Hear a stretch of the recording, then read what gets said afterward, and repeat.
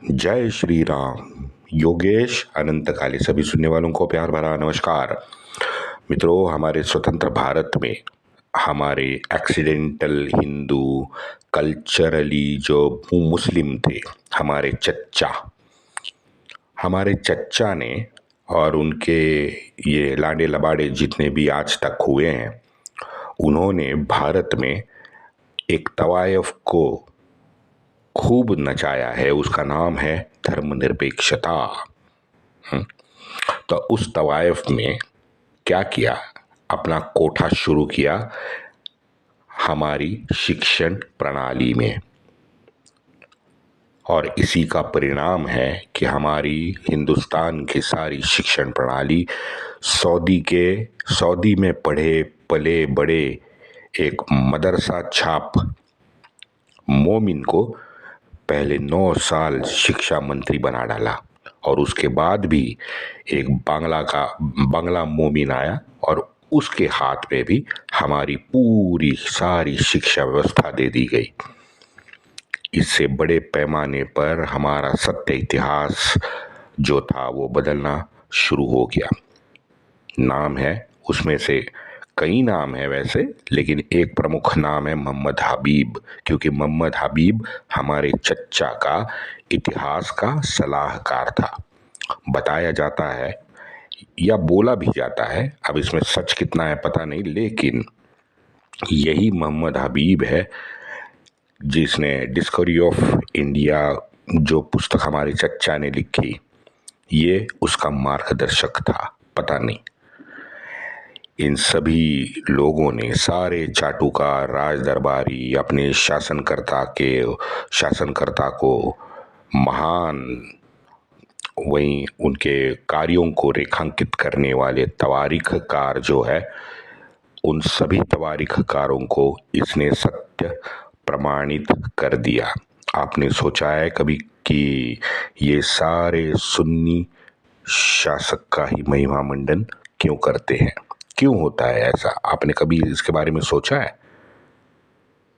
या फिर ऐसे सोचो, आपने कभी ऐसे आप में कभी बैठ के आपने सोचा है कि ये सारे जितने भी तवारीखकार हैं, 26-27 लगभग हैं, जिन्होंने हमारे 1000-1200 साल का इतिहास लिखा है, वो सब सुन्नी क्यों है?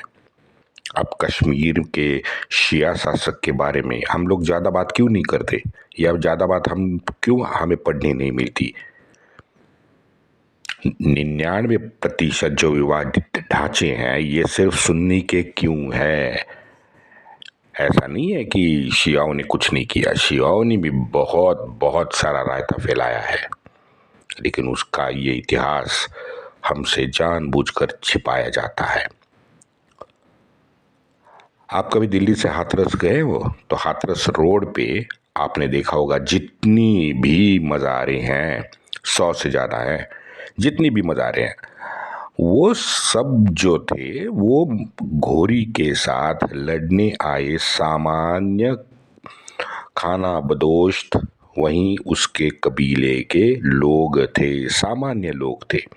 लेकिन भारत में आज उसे सूफी फकीर बना दिया गया। हास्यास्पद लगता है ना, लेकिन ये सच बात है। आप मेरे ये पूरे 9 एपिसोड है ना सूफियों के लिए, आप जरूर सुनो। लेकिन आज भी हमारे भारत में निस्वार्थ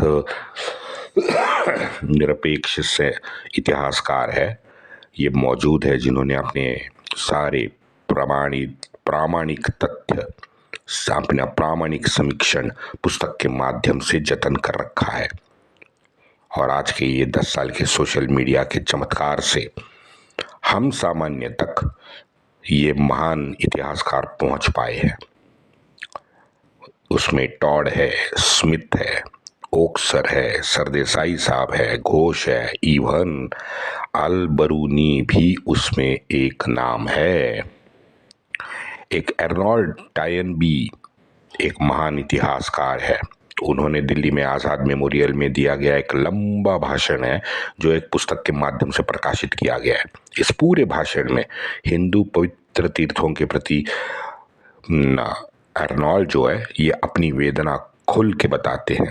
अब यूरोपियन एक दूसरे इतिहासकार बिल्ड्रॉ, फ्रेंच इतिहासकार है, ये बिल्ड्रॉ ने भी ये वेदना बार बार में सनातन धर्म की जो ये प्रताड़ना हुई है 1000 साल से, इसका सच्चा इतिहास वो बताना नहीं थकते।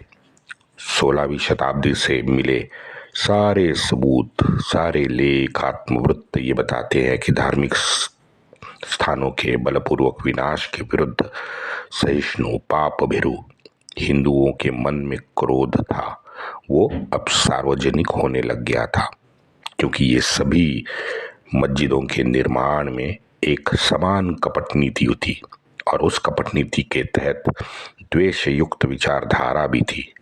सारी मस्जिदें एक प्रकार की कुव्वतुल इस्लाम बनाने का एक स्थान बन गया था, इस्लामी शक्ति का जाहिर प्रदर्शन। विचार करो, अजमेर का वो 2.5 दिन का झोपड़ा आपने देखा होगा, सरस्वती माता का मंदिर तोड़ के बनाया, या फिर भोजशाला मस्जिद देखो, मथुरा काशी में देखो, रुद्रवलय मस्जिदों के विरुद्ध विरोध तो हो ही रहा है, लेकिन आखिर में भगवान की इच्छा बता के हम पीछे हट जाते हैं। भाई क्या करें, भगवान की मर्जी है। तो यही उसकी मर्जी मान के हम लोग चलो आजू बाजू पूजा कर लेते हैं। हमें क्या, हमारे तो मन में भगवान है, कण कण में राम है, ये ऐसे सभी डायलॉग हम बोलते हैं ना। हाँ, इसमें सच्चाई तो है, क्योंकि हमारा सनातन, हमारी संस्कृति, हमारी परंपरा, हमारे वेद पुराण सभी यही सिखाते हैं, लेकिन उसकी पर्सपेक्टिव अलग है। यही इस बारे में जब हम बोलेंगे कि चलो हमें मुख्य स्थान नहीं मिला, चलो हम आजू बाजू पूजा करते हैं, मन में उसकी पूजा कर लेते हैं, तो इसका पर्सपेक्टिव अलग होता है। लेकिन ये अयोध्या का जो मामला है, ये 492 साल, जैसे मैंने पहले बताया कि ये सारे संघर्ष का इतिहास बड़ा रक्त रंजित है, क्योंकि ये 2 स्थान सारे हिंदू जितने भी सारे हिंदू हैं उनके ये 2 स्थान अति पवित्र और अति महत्वपूर्ण हिंदू मानता है, और हिंदू ने अपना अधिकार इन दोनों जन्मस्थलों पर कभी नहीं छोड़ा। हाँ, यथा तथा आपने देखा होगा, मथुरा में तो पूजा करते ही थे, लेकिन अयोध्या में उन्होंने ये श्री विष्णु हरि मंदिर जो पूरा का पूरा गिराकर पूरे जन्मस्थान को क्षति पहुंचाई, तो हिंदू ने जवाब देना शुरू कर दिया। आप देखोगे सबसे ज्यादा सैनिकी अभियान अयोध्या में ही हुआ है। और इनफैक्ट मैं आपको बताऊं, जब काशी जीतने के बाद नाना साहब पेशवा ने काशी के इन पाखंडी पुजारियों जैसे लोग थे, उन लोगों से ज्ञान व्यापी गिराने के विषय में पूछा था। तैयार थे नाना साहब, लेकिन इन पाखंडियों ने नाना साहब को मना कर दिया। क्यों? अरे नाना साहब, आप तो आज है कल निकल जाओगे, हमें तो यहाँ रहना है, ये लोग हमें जीने नहीं देंगे। ये स्वार्थ था। हाँ, अहिल्या देवी होलकर ने, हम जिसे पुण्य श्लोक कहते मराठी में, इस पुण्य श्लोक अहिल्या देवी होलकर जी ने काशी विश्वनाथ का काया पालट तो कर दिया, लेकिन मस्जिद की तरफ उन्होंने भी आंख उठा के नहीं देखा। और ये सत्य है। 1707 में सारी मुगल सल्तनत की समाप्ति के बाद सारे भारतवर्ष में स्थानिक शक्तियों का उदय होना स्वाभाविक था। 1707 में अयोध्या में बुरहान उल मुल्क सादत अली खान था। उसने नवाबी की नींव डाली 1707 में। उधर दक्षिण में मराठा बलवान तो हो ही रहे थे और लगातार अपनी सीमाएं बढ़ाने लगे थे। और गुजरात की तरफ 1608 में स्थापित हुई ईस्ट इंडिया कंपनी ने भी अपने प्रयास तेज कर लिए थे। वैसे 18वीं शताब्दी ने अयोध्या, काशी और मथुरा मुक्ति का ये जो कूटनीतिक प्रयास है, ये मराठाओं ने पहले और बार बार जरूर किया है और इसके रिकॉर्ड भी उपलब्ध है। 12 अगस्त 1855 में नवाब वाजिद अली जो शाह था इसका अयोध्या का, उसने मेजर जेम्स अट्रम था नाम उसको एक पत्र लिखा है और उस पत्र में फैजाबाद के काजी की मुहर भी लगी है। और एक घटना का वाजिद अली ने उल्लेख किया है, कहता है कि सन 1735 में, सनावली आप देखो, सन 1735 में बुरहान उल मुल्क हमारे सादत अली खान जब शासन में थे तो उनके शासनकाल में अवध के मस्जिद पे अधिकार प्राप्त करने के लिए एक बहुत बड़ा दंगा हुआ था। वैसे पहले मैंने जैसे बताया, सादत अली ने अवध पर 1707 से 1736 तक राज किया। फिर बाद में हम चलते हैं 1751 में अवध के नवाब जो थे वो सफदरजंग, उसके बुलाने पर इंदौर के हमारे मल्हार राव होळकरों ने दोआब के पठानों को पूरी तरह से परास्त किया।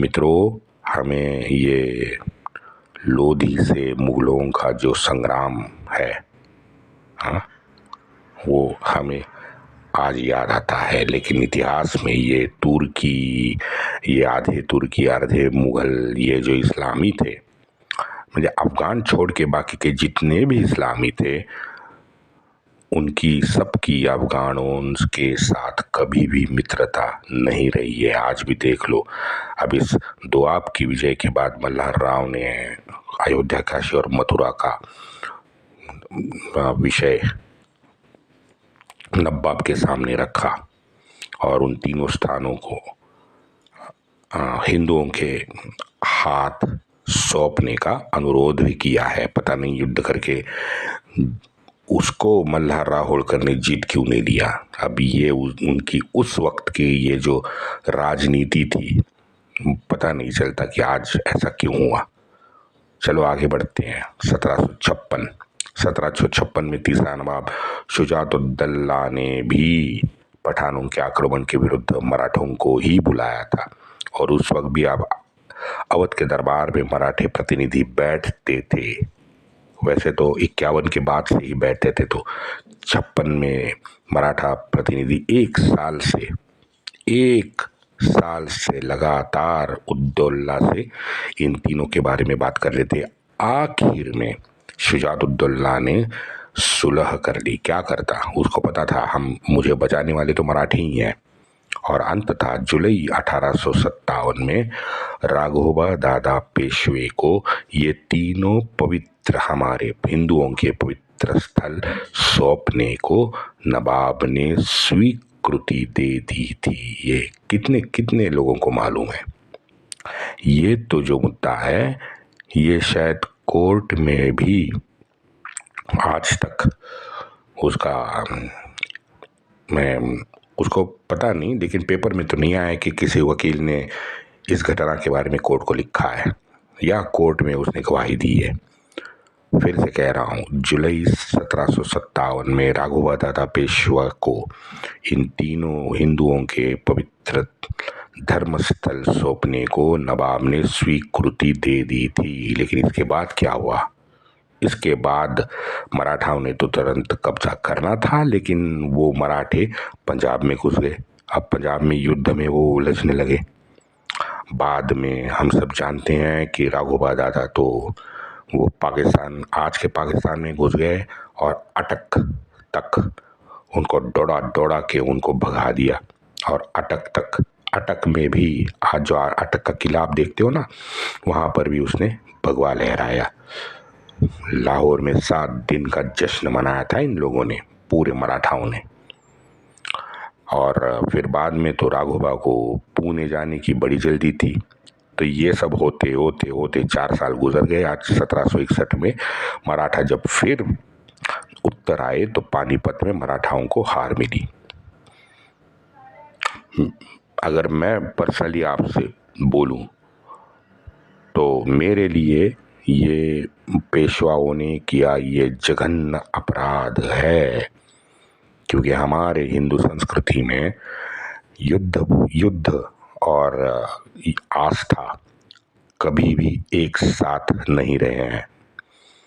राजे आपने देखा होगा आपस में तो हमेशा लड़ते थे, लेकिन धर्मस्थल की जो यात्राएं थी और उस पर यात्रियों का आना जाना, ये युद्ध काल में भी कभी रुका नहीं है, ना सैनिक रोकते थे।